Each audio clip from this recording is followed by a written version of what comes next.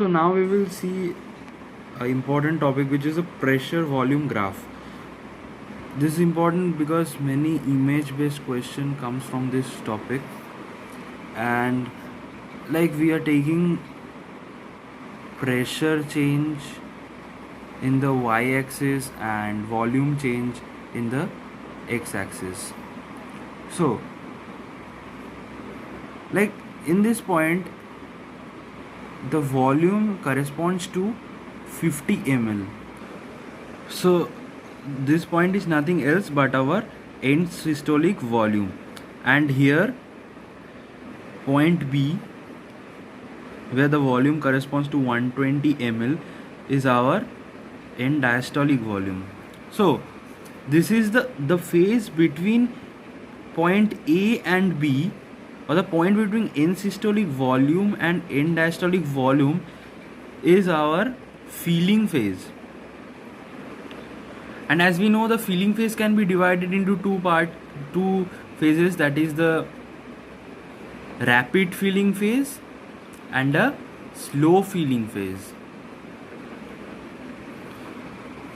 Then from point B to point C, we can appreciate that the volume remains constant, but the pressure is rising. So we know that so it is the first phase of the systole. So what is our first phase of systole? It is the isovolumetric contraction. Then after the isovolumetric contraction, the opening of aortic valve takes place.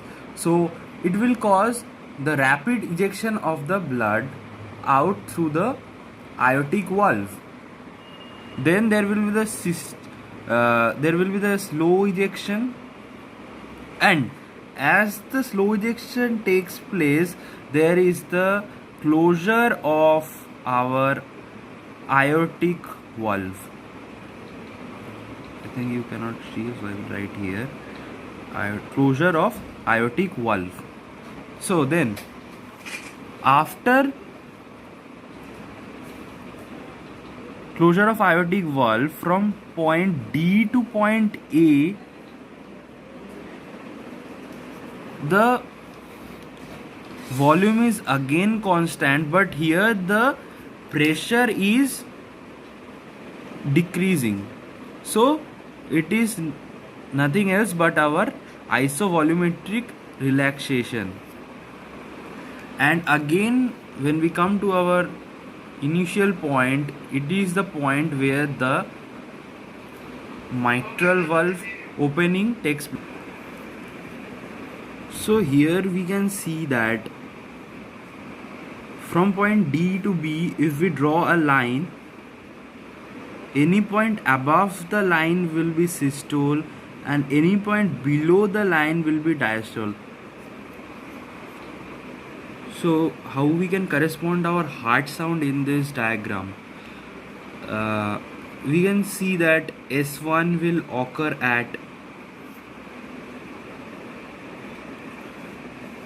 point B, because it is the point where the mitral valve closure takes place. Where will be the second heart sound?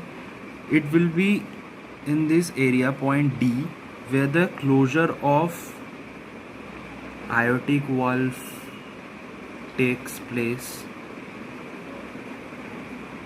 and S3 and S4 will be seen at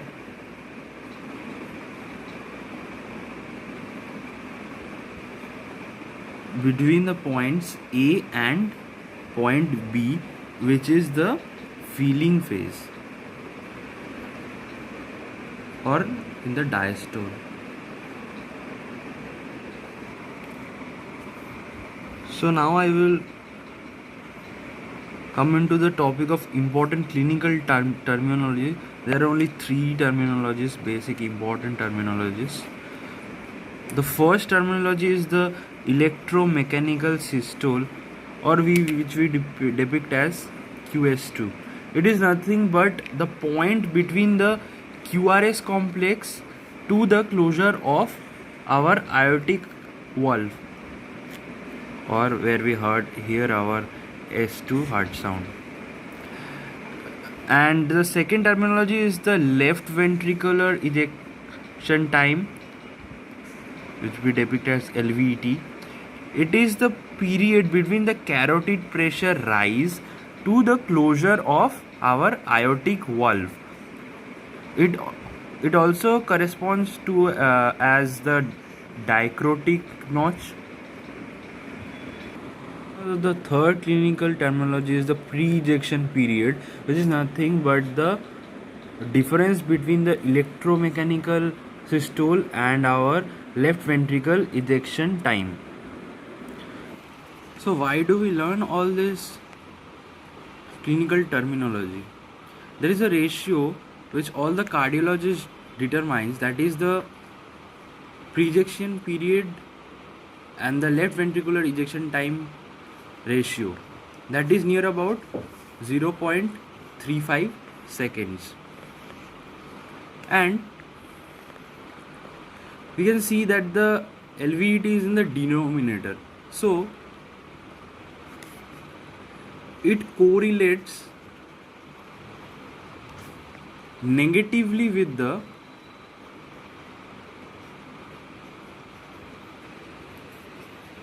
ejection fraction. So whenever this ratio is high, the ejection fraction will be low. So that's all, friends.